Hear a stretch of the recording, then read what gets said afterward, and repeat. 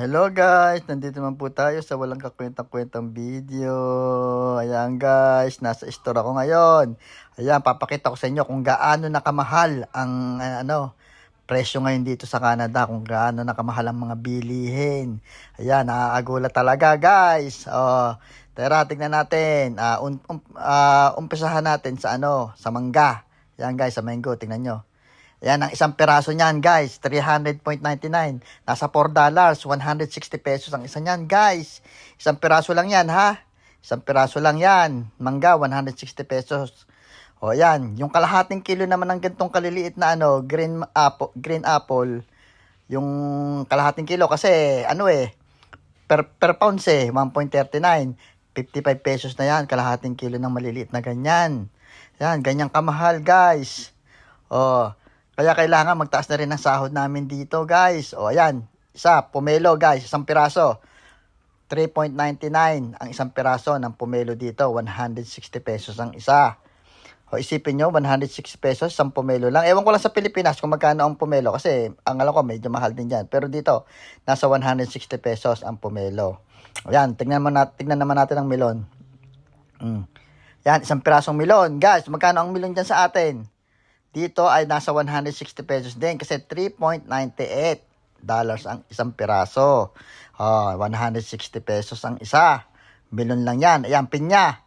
Medyo mura sa atin ang pinya, pero ang isang piraso ng pinya ay 160 pesos din. Ayan, kinakita nyo, 3.98 each. Ayan. Guys, lahat dito napakamahal na. Ayan, isang balot niya, no? Tingnan nyo, $2.98 na, nasa 100 pesos yan. Ilang piraso, maliliit lang naman yan. Tingnan niyo presyo niyan, 120 pesos na, guys. 120 pesos na yon. Yan, mga yan, puro 120 pesos na. Guys, talaga napakamahal ng bilihin dito, Talaga, kung ikaw hindi maganda trabaho mo dito ngayon, aba, uuwi ka ng maaga. Pero siyempre, kapag ka naman mo na yung buhay dito, na-absorb mo na, sanay ka na sa mga gastusin na ganyan na, talagang titiisin mo na rin. Pero, kaya kailangan balansehin mo rin ang buhay mo, guys. Yan, isang pirasong Fuji Apple, 80 pesos, isang piraso lang yan. Na Fuji Apple, hindi kalakihan yan, guys. Kaya maraming nauwi guys Kaya dito patatagandahan. Kung hindi ka sanay talaga ng ng marami kang iniisip, ako sanay na Marami akong iniisip, sanay na ako guys. Pero yung mga ganyang kamahal, ako, iniinda ko na rin Pero kaya pa naman, nakakapag-budget pa naman. Yan, tingnan natin. Yan, kaprasong langka. 320 pesos na guys. Kaprasong langka, 320 pesos. Yun ang napakamahal talaga guys. Yan, bawang. Yung maliit na ganun, bawang. Mani muna. Yan, 100. Guys, nasa 150 pesos yon yung mani na yon. Yan, lemon, 3 piraso, 120 pesos. Yan, itong bawang muna, bawang. Bawang, 120 pesos na yan, guys. Yan ba ang bawang? Magkano, guys?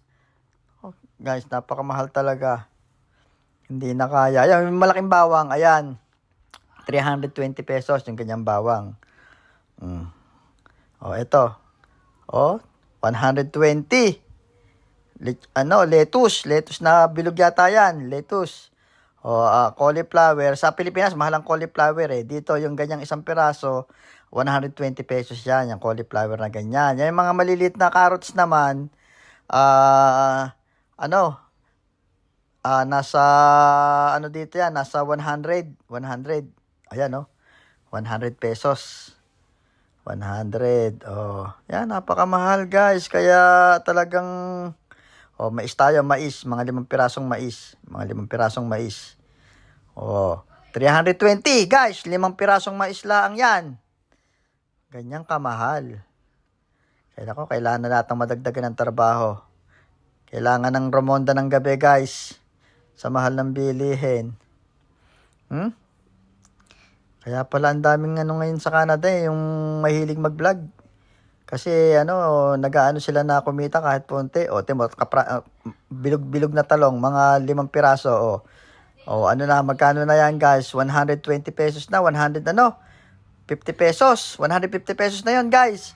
O, ito, 150 pesos rin. Konting ano, isang sigangan lang. Mas mahal pa sa isisigang mo. Pag nagsigang ka sa Sampaloc, mas mahal pa sa isisigang mo. Yung tatlong sayote. Ano, guys, 200 pesos, tatlong sayote. 200 pesos. 60 isa. Oh, ayan, no? Napakarami. Puro mahal na talaga ang tinda ngayon, guys. Napakahirap na. Sili tayo, sili. Paborito ko, sili. Pampaanghang. Oh, ayan. 160 pesos mahigit. Sili, 160 pesos na yon. Ayan pa. 160. 150 pesos. Pangsigang. Pag nagsigang ka dito, guys, kung i-convert mo sa pera ng Pilipinas, siguro mga 1 kilong baboy, siguro magagastos mo na kaagad, nasa 1,000. 1 kilong baboy lang. Tingnan, sa mahal naman ang bibilhin mo naman talaga eh. Broccoli, yan, dito medyo mura broccoli guys, sa Pilipinas, kasi mahal talaga to eh. Pero dito, yan, tingnan nyo. Per pound yata yan, 80, nasa 80 lang, Mura ang ano, broccoli. Affordable, kumbaga sa ano, affordable ang broccoli dito. Yan, kumpleto naman tinda dito na ano, na pagkain Pinoy. Kaso nga lang, yun nga, pag kinonvert mo, sobrang mahal, guys. Yan, dati yung mga itlog na ganyan, $2 lang yan. Pero ngayon, nasa mga $5 na, $2, $3. Pero dati, $2 lang talaga yung inabot ko dito pag nabili kami sa Shoppers. Wag na natin tignan ng mga karne at baka lalo kayong magulat. Dati kasi dito, ang per pounds dati lang ng mga ano, ng mga ribs, napakamura lang. Ngayon, napakamahal na rin eh. Kaya dito, naku, Mario Joseph, guys. Ayan, paa. Gusto niya paa. Ayan, magpaa na lang tayo. Ayan, 150 pesos. Paa. Paa pa lang, 150 pesos na. Isang ganon. Isang buong manok. Isang buong manok tayo. Ayan, nasa 150 pesos din. Ay, 160. 160 yan. 160 pesos. Napakamahal, guys. Grabe. Talagang yung mga, lalo na yung mga bago dito, yung mga pumasok dito ng estudyante, hindi nakakapagtrabaho ng kompletong hour. Halimbawa, part-time lang. Mahirap pa makasurvive dito ngayon, guys. Hindi kagaya dati, kahit papano.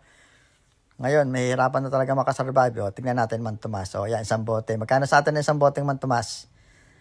Dito, yan, 150 pesos isang bote. Isang boteng Man Tomas, 150 pesos. Yan, siguro 150 pesos din to. Mga ganyan eh, pare-parehas lang din naman halos ang presyo yan eh. Mas mahal pa yata yun, Grabe, guys.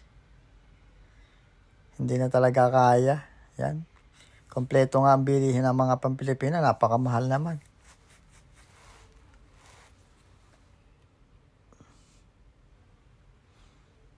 Ay, nako, yan, Puro ganun ang presyo, puro 160, mga seasoning, mga ingredients sa mga pagluluto.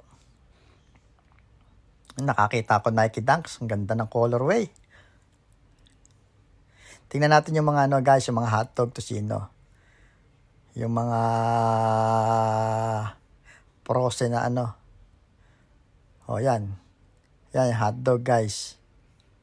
Ayan, siguro naman wala pang 1/4 to, o nasa 1/4 na hotdog. Tingnan natin kung magkano presyo ng 1/4. Yan, ganyan. 280 pesos, guys. 280. 280 pesos na yon. Para bumili ka na ng 1 kilong baboy. Yan, tocino. Nasa 1/4 din siguro to. Ayan, nasa